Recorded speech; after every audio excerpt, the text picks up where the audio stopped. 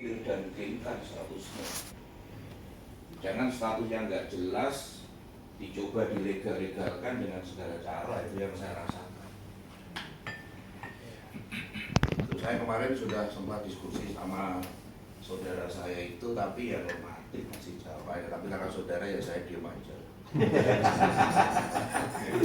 Jadi belum terpecahkan. Belum terpecahkan, untuk telepon saya masih mau diterima tadi. Alhamdulillah. Rupanya meratapi 4 kali nggak lulus itu. Jangan kesal. Jadi ujung pangkalnya itu saya menduga ada konspirasi di BPN Kanwil ini. Gitu. Jadi itu tetap saya suarakan. Bagaimana mungkin tiba-tiba pengukuran tidak dimulai dari Kampak sudah ada peristiwa pengukuran itu. Ketika dimintai dokumen dengan segala cara saya minta ke siapapun tidak pernah dikasih. Untung saya masih disibukkan dengan hal-hal yang lebih krusial daripada itu. Sampai akhirnya alhamdulillah kami diberi ruang hari ini untuk bersilaturahmi di sini bersama Pak Jenderal. Harusnya kebuntuan komunikasi yang sangat remeh-temeh itu tidak perlu sampai mencuat ke Polda, ke ses Sabarbuni. Kalau komunikasi terbangun dengan baik kepada Pak Kepala Pengukuran, saya surati juga pernah respon. Jadi bagaimana mungkin sampean-sampean sebagai pelayan masyarakat tidak melayani? Ini yang tanya Sekretaris Pak Muldoko ini nggak direspon. Dengan jawaban-jawaban yang menurut aturan lampiran. Kalau persoalan administrasi aja menjadi barang keramat dan itu dirahasiakan, rakyat selalu jadi korban. Berapa anu sih di sana? 560 hektar. Sekarang apa? Sekarang Terlantar. bisa terlantar. Terlantar. Besok kita lihat bersama-sama. Kalau perlu orang BPN Kanwil ikutlah. Sudah saya drone. Itu loh. Besok Sabtu ada undangan, kita saksikan bersama-sama. Jangan diselesaikan di meja ini seperti Pak Arya menjelaskan, ya memang hari ini kita dilatih untuk bicara manis. Karena norma, karena apa? Tapi faktanya jauh panggang dari api. Saya tidak pernah surut, Pak. Saya punya banyak instrumen untuk mengungkap kasus ini. Saya meyakini, tidak sekedar menduga, ada permainan di Kanwil oknum ini. Jangan bilang tidak, Pak. Saya punya pengalaman banyak soal hakilu. Tiba-tiba orang main selonong buaya ngukur ke Tulungagung, yang punya hajat aja tidak pernah dikasih tahu. Koordinasikan aja. Itu loh. Makanya saya mencoba membangun komunikasi dengan saudara saya, tapi tidak ditanggapi. Bisa ada solusinya lah. Tapi karena saya masih mengedepankan niat baik, kita ini orang yang terhormat dan bermartabat, makanya ya saya senyum-senyum aja lah. Tapi pasti ada limitasinya gitu. Ya Pak Kepala Ukur, saya minta dijelaskan. Kalau enggak, saya akan tetap ungkap sampai di mana.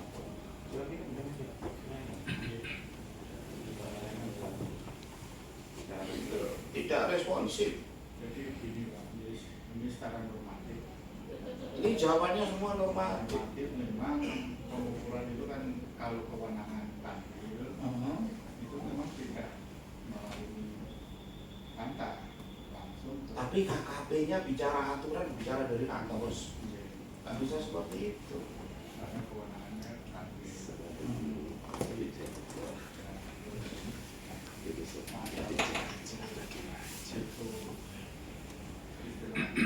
Pembinaannya itu adalah bukan pengukuran, namun adalah panitia itu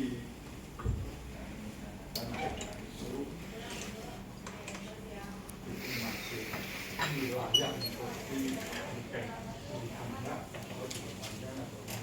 Pertanyaan saya satu, berikan kepastian hukum kepada saya sebagai kuasa hukumnya rakyat.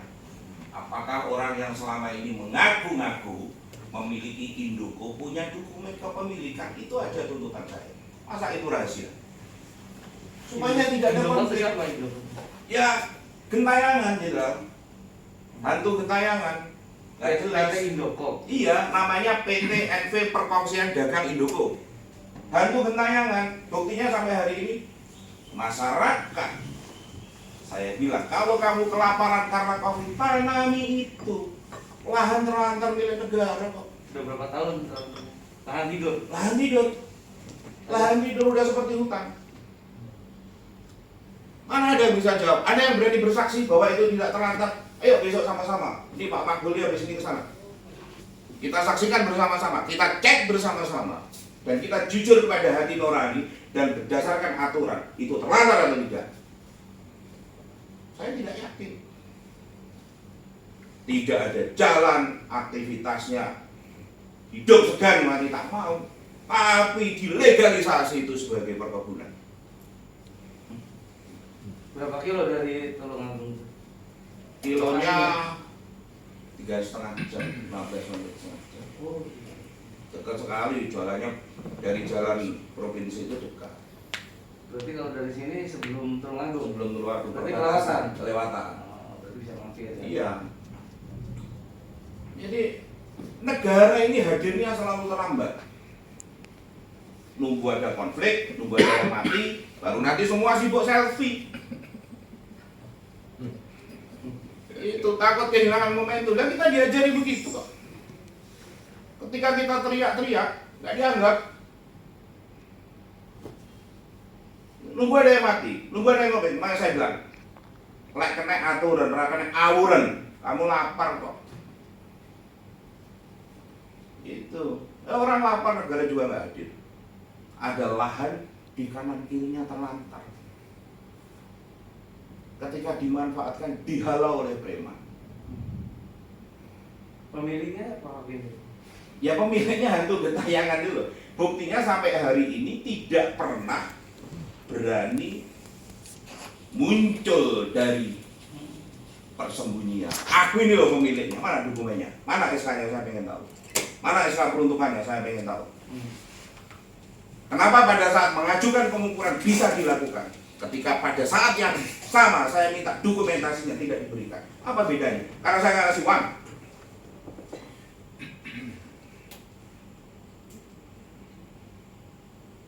Itu kita sudah sangat terbiasa dengan mental-mental bobrok seperti ini.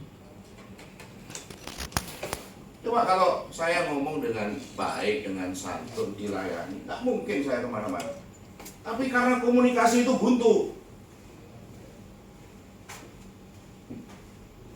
Pak Ribut yang sudah kenal saya lama, tapi karena memang bukan urusannya, ya sudahlah, karena Pak Ribut kena COVID dan seterusnya, ya sudah. Telepon saya diblokir. Loh, sampean itu pelayan rakyat, gajinya dari APBN. Begitulah norma, standar platform pelayan rakyat. Baju, handphone, pulsa dari rakyat semua. Ini rakyat menjerit sampai kayak begitu, negara tidak hadir. Untung ada model seperti saya ini, Pak. Nggak banyak orang Indonesia seperti saya pastikan. Kira-kira begitu. Jadi mohon, ini penguatan. Setelah ini saya akan bekerja lebih keras lagi. Saya ada di provinsi, Pak, sekarang. Bukan di pusat. Di provinsi untuk LBH-nya juga. Di pusat kan sekretaris Yeah. sekretaris HPTI kan? Ya, kalau di sini LBH-nya.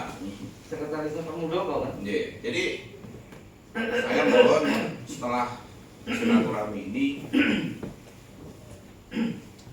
bagaimana ke depan, ayolah kita hadir di tengah rakyat yang sekarang butuh kepastian hukum. Saya datang sebagai wakil rakyat HKTI dan saya juga Ketua Umum Lembaga Perlindungan Konsumen. Saya akan melakukan segala upaya hukum agar masyarakat tidak sekedar tahu haknya, tapi juga masyarakat mengerti hak-haknya.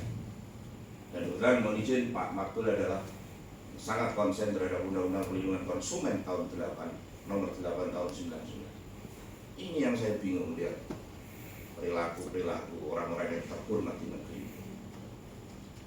Ini mata saya tertuju kepada oknum-oknum di bidang pengukuran di Kanwil ini. Kenapa? Ada orang mengukur di sana, Kanta tidak terlibat. Itu soal segala peristiwa itu beranaknya dari pengukuran. Itu pintu masuk nggak benernya sebuah lembaga pelayanan seperti ini. BPN bisa sak penake dhewe karena tidak ada lembaga lain yang bisa melahirkan sertifikat. Sehingga kita tulis seudahnya sendiri. Jadi mohon ke depan, ini masih tahun baru, hari baru. Marilah ke depan yang gitu-gitu kita sadar, kita ini hadir untuk rakyat, digaji untuk rakyat. Itulah ya Pak. Kasih pengukuran yang sudah lupakan. Ke depan saya mau Yang sudah ya sudah. Itu. Yang penting yang akan datang Pak. yang saya berharap besok coba inspeksi ke Indoko. Bener gak kata-kata saya ini? Terlantar. Kemarin saya drone itu Pak. Mohon maaf kalau ada salah.